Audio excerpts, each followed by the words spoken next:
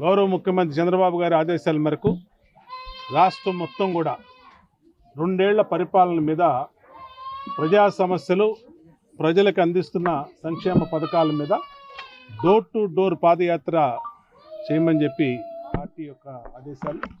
దాని సెంట్రల్ నియోజకవర్గంలో ఈరోజు 1వ డివిజన్లో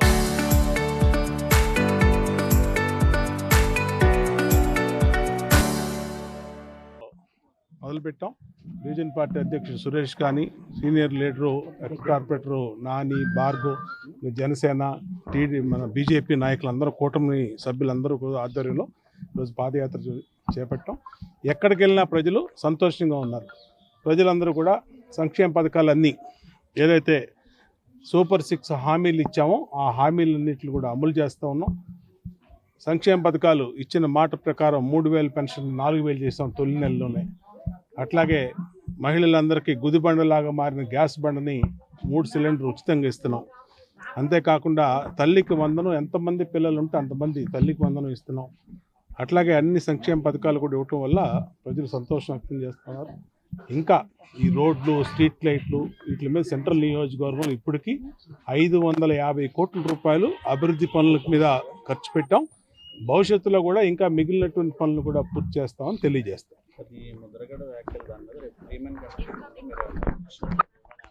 వెళ్తాం, ఖచ్చితంగా వెళ్తాం. పార్టీ ఒక నిర్ణయం ఆదేశించినప్పుడు ఖచ్చితంగా వెళ్ళాలి. వెళ్తాం, వెళ్ళిందో జరిగిందో చెప్తాం. జరిగిన విషయం అంతా ఓపెన్లో జరిగింది. ఇట్లేమి కాన్ఫిడెన్స్గా ఎక్కడో ఒక వైసీపీ పార్టీ ఆఫీసులో ముసుగులో మాట్లాడుకున్నది కాదు. అందరూ జనసేన నాయకులు, టీడీపీ నాయకులు, వైసీపీ నాయకులు, కాపు నాయకులు అందరూ ఉన్నటువంటి సందర్భంలో ఇది ఓపెన్గా జరిగింది. మాట్లాడిన నీటిలో ఓపెన్గానే మాట్లాడాం. దాని మీద ఏమడిగినా కూడా సమాధానం చెప్తానికి సిద్ధంగా. అంటే జక్కంపూడి రాజా కార్యక్రమానికి ఇటు రాధా వెళ్ళారు, జ్యోతులు గారు, వాళ్ళ అబ్బాయి కూడా వెళ్ళారు. అప్పుడు రాని అది పార్టీని అడగాలి, నాకు సంబంధం లేదు. నా వరకు అయితే నాకు చెప్పిన మెసేజ్ ప్రకారం, నాకు ఇచ్చినటువంటి సందేశం ప్రకారం రేపు సాయంత్రం 4 గంటలకి పార్టీ ఆఫీస్కి రమ్మన్నారు, మాట్లాడుకుందాం అన్నారు. ఖచ్చితంగా వెళ్తా. వాళ్ళకి ఏం వివరణ కావాలో, ఏం డౌట్లు ఉన్నాయో అన్నీ కూడా క్లియర్ చేస్తాను. ముద్రగడ్డ ఉద్యమాన్ని లైట్ తీసుకోవటం వల్లే అప్పట్లో 2019లో టీడీపీ ఓడిపోయిందనే వ్యాఖ్యల మీద కూడా డిస్కషన్ పార్టీలో నడుస్తూ ఉందంటే అప్పుడు మీరు చేసిన వ్యాఖ్యలకి ఎందుకని అంత విపరీతార్థం? అంటే అది వాస్తవాలండి. ఇప్పుడు 2014 నుంచి 19 వరకు ఏం జరిగిందో మీడియా తెలుసు, ప్రజలకు తెలుసు, కాపులకు తెలుసు, పార్టీకి తెలుసు, అందరికీ తెలుసు. తెలిసిన విషయమే నేను ఆ రోజు ముద్రగడ్డ గారి సంస్కరణ సభలో ముద్రగడ్డ గారి గురించి మాట్లాడకుండా లేదంటే ఇంకొకళ్ళ గురించి ఎలా మాట్లాడతాం? ముద్రగడ్డ గారి గురించి మాట్లాడాలి. ఆయన ఏం చేశాడు, ఎలా చేశాడు, ఏం జరిగింది అనేది నాకు ఆ అంశం తోచింది. ఆ అంశం గురించి, ఎందుకంటే నాకు 1988 నుంచి ముద్రగడ్డ గారితో సంబంధాలు ఉన్నాయి. ఆ రోజు కాపునాడు ఇక్కడ పెట్టినప్పటి నుంచి కూడా మేము సన్నిహితంగా మెలిగినవాళ్ళం.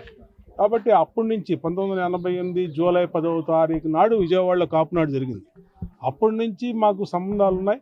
ఆ రోజు నేను ముద్రగడ్డ గారు నిరాధ్యక్ష కూర్చుంటే తెలుగుదేశం పార్టీ శాసనసభ్యుడిగా ఉంటూ నేను ఆయన్ని ఆపటానికి కాకినాడ వెళ్ళి తోట త్రిమూర్తులు గారిని కూడా, ఆయన కూడా ఎమ్మెల్యే, టీడీపీ ఎమ్మెల్యే, ఇద్దరం కలిసి ముద్రగడ్డ గారి ఇంటికి వెళ్ళి ఆయన్ని నిరాధ్యక్ష చేయొద్దండి, మీరు సమస్యలు ఏమంటే ముఖ్యమంత్రి గారి దృష్టిలో పెడదామని చెప్పి ఆయనతో మాట్లాడి నెక్స్ట్ డే మార్నింగే ముఖ్యమంత్రి గారు వైజాగ్లో ఉంటే నేను తోట త్రిమూర్తులు గారు మళ్ళీ విశాఖపట్నం వెళ్ళి విశాఖపట్నంలో ముఖ్యమంత్రి గారికి దృష్టిలో అన్నీ పెట్టబట్టి చంద్రబాబు గారికి ఎమ్మంటే ఆయన 2 మంత్రులు పంపించాడు.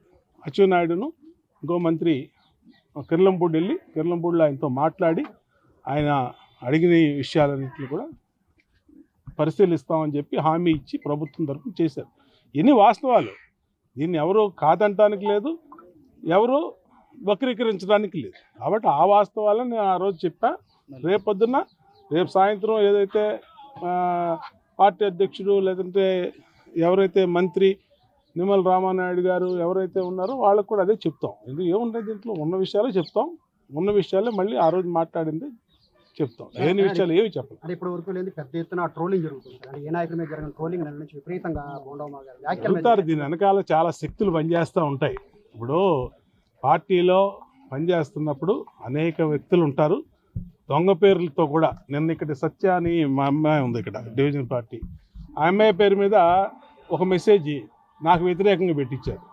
నేను నమ్మండి ఆ అమ్మాయిని సత్య ఇక్కడే ఉంది అడిగితే వెంటనే ఆ అమ్మాయి చెప్పింది, అసలు నాకు తెలియదన్నా ఈ మెసేజ్ గురించి గ్రూపుల్లో పెట్టారు అని చెప్పి ఆ అమ్మాయి సత్య వీడియో రిలీజ్ చేసింది. అట్లాగా కొన్ని దుష్ట శక్తులు అన్ని చోట్ల ఉంటాయి, అన్ని చోట్ల ఆ దుష్ట శక్తులు అదే పని చేస్తూ ఉంటాయి. బట్ ఈ దుష్ట శక్తులకి చూసి జడిసి పారిపోయేవాడు కాదు బోండావమా అనేది ఎన్నో పోరాటాలు చేసి ఈ స్థితికి వచ్చాం. ఊరికినే కేక్ వాగ్గా వచ్చి ఈ సీట్లో కూర్చోలేం. మేము ఎన్నో పోరాటాలు చేసాం. 2019-24 మధ్య 2 సార్లు బోండావమ్మ మీద హత్యాయత్నం జరిగింది, మాచర్ల, గుడివాడ. అయినా సరే పార్టీకి పనిచేసి. కాబట్టి నేనేంటో మా అధినేత తెలుసు, పార్టీ ఏంటో నాకు తెలుసు. పార్టీని ఇబ్బంది పెట్టే వ్యాఖ్యలు నేను చేయాల, ఉన్నది ఉన్నట్టు మాట్లాడడం. రేపు ఏదన్నా కమిటీ మాట్లాడినప్పుడు అదే విషయాన్ని వాళ్ళకి చెప్తా.